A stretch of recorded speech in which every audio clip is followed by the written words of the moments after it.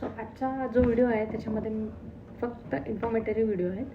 तर मी recently apply केलेला माझा USPN B1 B2 विजासाठी. तर त्यासाठी तुम्हाला डॉक्युमेंट्स खूप जर तुम्ही बघाल ऑनलाईन तर खूप सारं कन्फ्युजन आहे, खूप लोक काय काय सांगतात. पण माझा जो एक्सपिरियन्स झाला ते मला जस्ट एक शेअर करायचं आहे. सो त्याच्यासाठी तुम्हाला फक्त 3 डॉक्युमेंट्स लागतात, not more than that. So पहिलं आहे तुमचं पासपोर्ट पर इंडिव्हिज्युअल. तुम्ही म्हणजे आता मी मुलांसोबत होती तर माझा आणि मुलांचे अशा आम्ही 3 पासपोर्ट मी घेऊन गेली. त्यानंतर तुम्हाला लागतं DS-160 फॉर्म कन्फर्मेशन पेज, की जो तुम्ही DS-160 फॉर्म भरला होता इंटरव्ह्यूसाठीचा, तर त्याचं कन्फर्मेशन पेज मिळतं, त्याची एक प्रिंटआउट लागणार. हे झालं दुसरं डॉक्युमेंट. आणि थर्ड जे डॉक्युमेंट आहे ते अपॉइंटमेंट कन्फर्मेशन, ज्या तुम्ही 2 अपॉइंटमेंट बुक करणार, एक बायोमेट्रिकसाठी आणि दुसरं तुम्ही जे कन्झ्युलरमध्ये जिथे तुमचा विजा इंटरव्ह्यू होईल त्याचं एक पेज. तर त्यामध्ये एक पेज जे मिसिंग नाही झालं पाहिजे तुमच्याकडून ते असतं बारकोड्स, लास्टला असे बारकोड्स असतात. तर ते वाला पेज पण तुम्हाला अपॉइंटमेंट कन्फर्मेशनचं जे पेज आहे हे असं, तर ते तुम्हाला घ्यायचं आहे. ते पेज बिलकुल मिस आउट नाही करायचं आहे, कारण की बायोमेट्रिकच्या दिवशी ते तुम्हाला ते तुमचे पेजेस स्कॅन करतात आणि त्यामध्ये तुम्हाला कळतं की तुम्ही जी फी भरली आहे ती रिसिट, तर ती पण त्याच्यामध्ये असते, पेमेंटची रिसिप्ट. तर सध्या जी फी मी माझ्या वेळेस भरलेली ती होती $185, जे की 16,800 रुपये असे काहीतरी होतात इंडियन रुपीजमध्ये पर हेड. आणि बस. आणि तुमची जर मुलं 14 वर्षाच्या खाली असतील तर त्यांचा तुम्हाला एक नाईस त्यांचं जे डिस्क्रिप्शन आहे त्यांच्या वेबसाईटवरती USच्या, तर त्यामध्ये तुम्हाला डिस्क्रिप्शन आहे की त्यांना कशा टाईपचा फोटो हवा आहे, व्हाईट बॅकग्राऊंडमध्ये त्यांनी डिस्क्रिप्शन दिलं आहे. ॲज पर दॅट तुम्हाला फोटो काढून न्यायचा आहे जर तुमची मुलं लहान असतील तर. माझ्या केसमध्ये झालेलं की माझा जो फोटो होता तो ॲज पर त्यांचे जे गाईडलाईन्स होते तर तसा त्यांना नाही वाटला. सो त्यांनी तिथे त्यांचा फोटो ॲज अ अडल्ट काढला त्यांनी तो फोटो आणि तो त्यांच्या विजावरती लागून येईल. So that's it. आणि बाकीचे तुम्ही डॉक्युमेंट्स जे तुम्हाला तुमच्या सेफ्टीसाठी तुम्हाला जर वाटत असेल की समजा विजा ऑफिसरनी मागितले तर तुम्हाला दाखवायचे असतील तर ते डॉक्युमेंट्स तुम्ही नेऊ शकता. त्यामध्ये एक तुमचं आहे 3 महिन्याचं बँक स्टेटमेंट, तुमचे जे इन्व्हेस्टमेंट आहेत, म्हणजे जर तुम्ही म्युच्युअल फंडमध्ये इन्व्हेस्ट किंवा कुठेही तुमचे इन्व्हेस्टमेंट असतील तर त्याची एक कॉपी, आणि 3 मंथ्स बँक स्टेटमेंट. तुमची प्रॉपर्टी असेल इकडे कुठे शेती वगैरे असेल तर त्याचे तुम्ही एक नेऊ शकतात, उतारा वगैरे. आणि दुसरं अजून जर तुम्ही हाऊसवाईफ असाल तर तुमचं स्पॉन्सर ऑब्व्हियसली तुमचा हजबंड करणार ट्रिप स्पॉन्सर. सो त्यासाठी तुमच्या हजबंडचा पासपोर्टची कॉपी फॉर सेफर साईड, आणि जर त्यांच्याकडे ऑलरेडी विजा असेल तर त्या विजाची कॉपी, हे गोष्टी तुम्हाला न्यायला लागतील. आणि तुमची मुलं लहान आहेत सो तुमच्याकडे हेल्थ कार्ड वगैरे असेल त्यांचं तर तेही तुम्ही नेऊ शकता.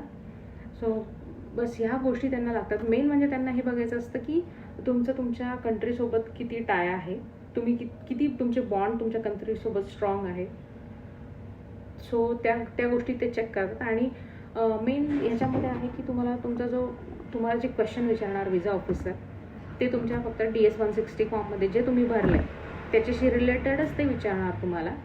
जसं की तुम्ही आता कुठली कंट्री व्हिजिट केली आहे पण तुमच्या पासपोर्टवरती त्याचा विजा असणार, तर ते तुम्हाला जस्ट एक क्रॉस व्हेरीफाय करतील की तुम्ही याआधी कुठे व्हिजिट केली आहे. सो ते क्रॉस व्हेरीफाय करतील आणि मग ते जस्ट तुम्हाला विचारतील की या व्यतिरिक्त अजून कुठं गेले का तुम्ही. तर तेव्हा तुम्हाला कॉन्फिडंट राहायचं आहे. तुम्हाला सांगायचं की मी ह्या कंट्रीला व्हिजिट केली आहे ह्या वर्षामध्ये. ओके, एवढं तुम्हाला एक कॉन्फिडन्स तुम्हाला दाखवायचं आहे फुल टाईम.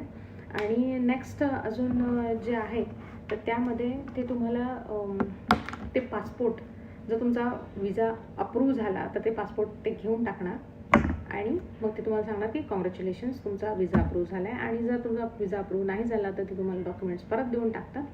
म्हणजे तुमचे डॉक्युमेंट्स म्हणजे तुमचा पासपोर्ट तुम्हाला परत देऊन टाकणार ते, म्हणजे तुमचा विजा नाही झाला आहे.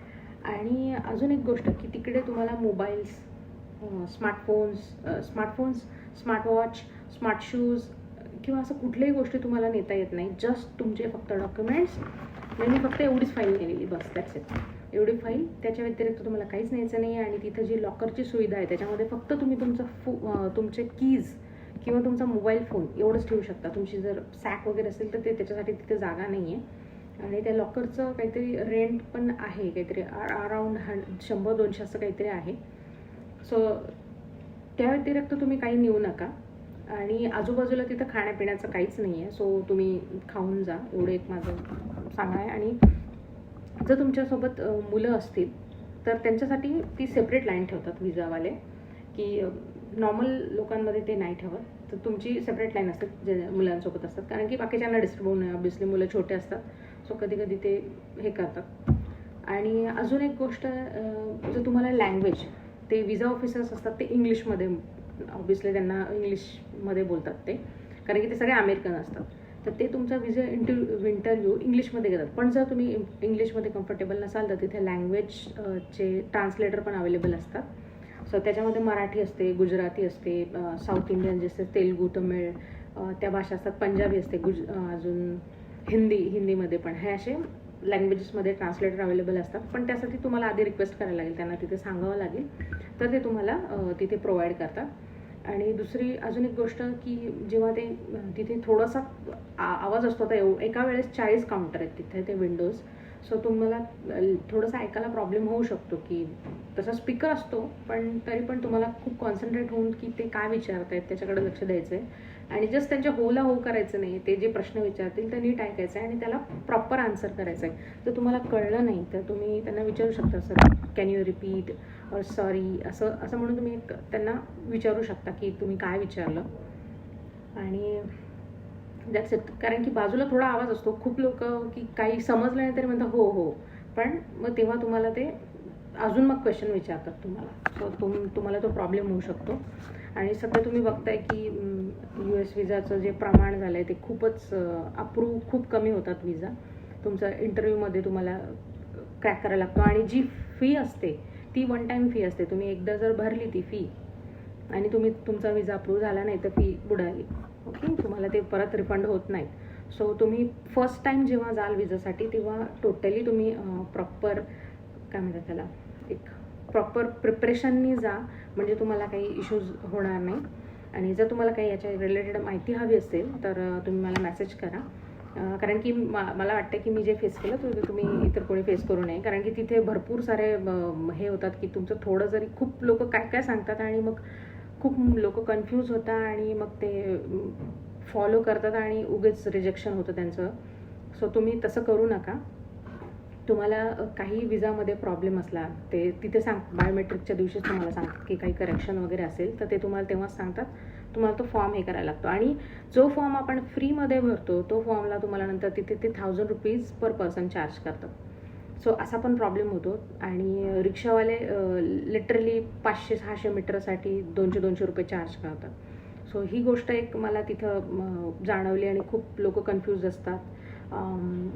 तर काही लोकांना मुलांना भेटायला जायचं असतं US काहींचं फंक्शन असतं, काहींची मीटिंग असते, तर त्यासाठी त्यांना सगळ्यांना तिथे जायचं असतं आणि हे प्रॉब्लेम्स त्यांना फेस करायला लागतात ऐनवेळेस. सो ह्या गोष्टी होऊ नये म्हणून मग मी एक जस्ट ठरवलं की मी असा इन्फॉर्मेशन एक व्हिडिओ बनवेल की तुम्हाला काही हवं असेल या रिलेटेड तर तुम्ही मला मेसेज करू शकता.